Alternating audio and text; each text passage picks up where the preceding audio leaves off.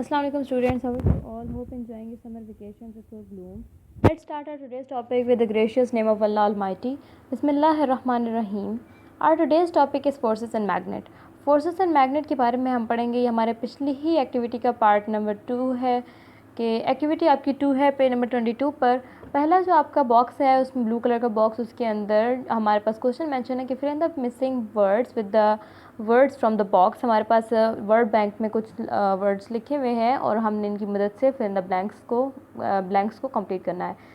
Friction is a force that acts between two surfaces और objects that are moving और trying to move across each other. पहले हमें बताया गया है कि फ्रिक्शन क्या होती है कि फ्रिक्शन दो सर्फेसिस या दो ऑब्जेक्ट्स जो हैं जब वो मूव करते हैं आपस में तो उनके दरमियान जो रगड़ पैदा होती है उस रगड़ को हम कहते हैं फ्रिक्शन। फिर different dash create different amounts of dash.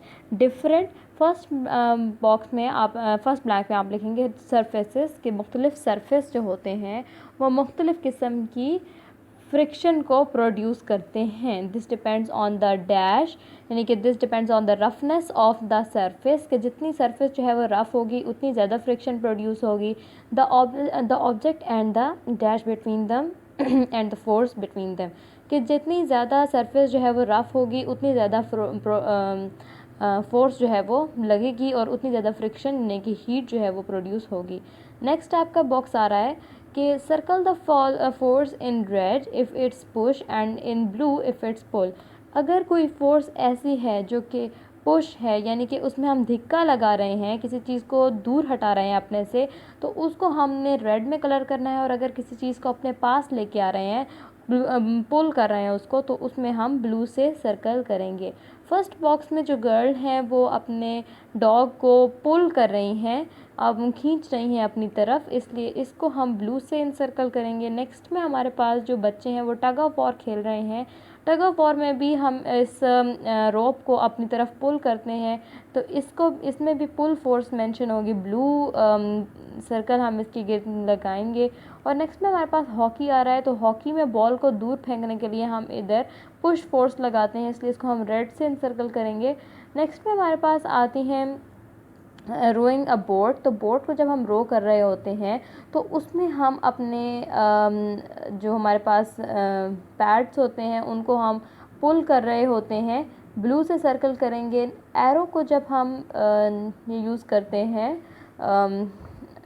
बो को जब हम स्ट्रेच करते हैं पीछे से, इसको हम पुल करते हैं, उसके जो पीछे धागा लगा हुआ होता है उसको हम पुल करते हैं, तो इधर पुल फोर्स मेंशन होगी, इसलिए हम इस पर इधर ब्लू बॉक्स को इंसर्कल करेंगे, ब्लू कलर से हम इसको सर्कल करेंगे। नेक्स्ट में हमारे पास लास्ट आ रहा है कि जब हम किसी को झूला देते हैं तो स्विंग्स यूज़ करते हैं, तो फिर हम वहाँ पर पुश फोर्स यूज़ करते हैं, बिकॉज एक मदर अगर अपने बेबी को झूला दे रही हैं तो वो उसको पुश करती हैं आगे की तरफ, तो इधर हम रेड से सर्कल करेंगे। नेक्स्ट में हमारे पास जो क्वेश्चन आ रहा है कि in which of the options below do both objects have a north and a south pole. के नीचे जो हमारे पास कुछ ऑप्शंस दिए हुए हैं इनमें से कौन सी ऐसी चीज़ है जिनके पास बोथ नॉर्थ और साउथ पोल हो। टेक द आंसर मैग्नेट्स और बैटरीज़। मैग्नेट्स के पास नॉर्थ और साउथ पोल होता है लेकिन बैटरीज़ के पास नहीं होता। बैटरीज़ यानी कि कोई हम जो भी बैटरीज़ होती हैं एनर्जी सेविंग, उनके अंदर नॉर्थ और साउथ पोल नहीं होता। मैग्नेट्स और अर्थ, तो मैग्नेट्स और अर्थ या नीचे हमारे पास दिया गया है कि बैटरीज एंड अर्थ, बैटरीज के पास तो नहीं होता लेकिन अर्थ के पास नॉर्थ और साउथ पोल होते हैं। अर्थ के 4 पोल्स हैं जिसमें से नॉर्थ और साउथ तो डेफिनेटली होते हैं, तो हम इधर इसलिए ऑप्शन बी को टिक लगाएंगे कि मैग्नेट्स एंड अर्थ, के मैग्नेट्स के पास भी नॉर्थ और साउथ पोल होते हैं और अर्थ के पास भी नॉर्थ एंड साउथ पोल होते हैं। नेक्स्ट हमारे पास आ रहा है कि राइट ट्रू और false after each of the statements. हमारे पास कुछ स्टेटमेंट्स दी गई हैं, उसके बाद उसके एंड पर हम ट्रू और फॉल्स मेंशन करेंगे कि आइदर ये स्टेटमेंट ट्रू है या फॉल्स है।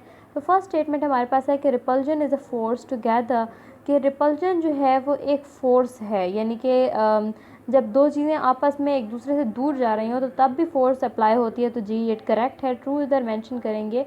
नेक्स्ट में हमारे पास आता है कि when a north pole is place near the south pole of another magnet the two poles repel, कि जब हम दो ऑपोजिट पोल को एक दूसरे के करीब लेके आते हैं तो वो एक दूसरे से दूर जाते हैं।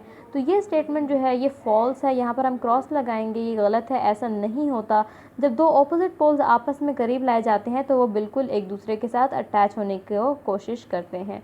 तीसरे में हमारे पास आ रहा है कि when north pole is placed near the north pole of another magnet the two poles repel, यानी कि जब दो मैग्नेट्स के सेम पोल को हम एक दूसरे के सामने लेके आते हैं तो वो एक दूसरे से दूर जाने की कोशिश करते हैं।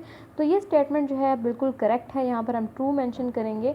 और लास्ट में हमारे पास आ रहा है कि अब मैग्नेटिक फील्ड इज़ इनविजिबल, एक मैग्नेटिक फील्ड जो है वो इनविजिबल है, हम देख नहीं सकते मैग्नेटिक फील्ड को, तो ये भी ट्रू है। नेक्स्ट हमारे पास आ रही है कि choose the metals from the box that are magnetic. अब हमारे पास कुछ मेटल्स दिए गए हैं, इनमें से हमने ये देखना है कि कौन मैग्नेटिक है, यानी कि जिसमें आपस में अपने तरफ खींचने की सलाहियत हो उसको हम मैग्नेटिक कहते हैं। तो आयरन, गोल्ड, स्टील, कोबाल्ट, निकल और सिल्वर, इनमें से कौन से ऐसे मेटल्स हैं जो कि मैग्नेटिक हैं? तो एक सबसे पहले हमारे पास आयरन आ रहा है, आयरन मैग्नेटिक है, और इसके अलावा स्टील जो है वो मैग्नेटिक है। स्टूडेंट्स, आई होप आपको आज की टॉपिक की अच्छी तरीके से समझ आ गई होगी। अगर कुछ नहीं समझ आया तो आप उनसे डीएम करके पूछ सकते हो। आपने नीट राइटिंग में अपनी एक्सरसाइज कंप्लीट करनी है। आज की क्लास यहीं तक। Class dismissed. अल्लाह हाफिज़।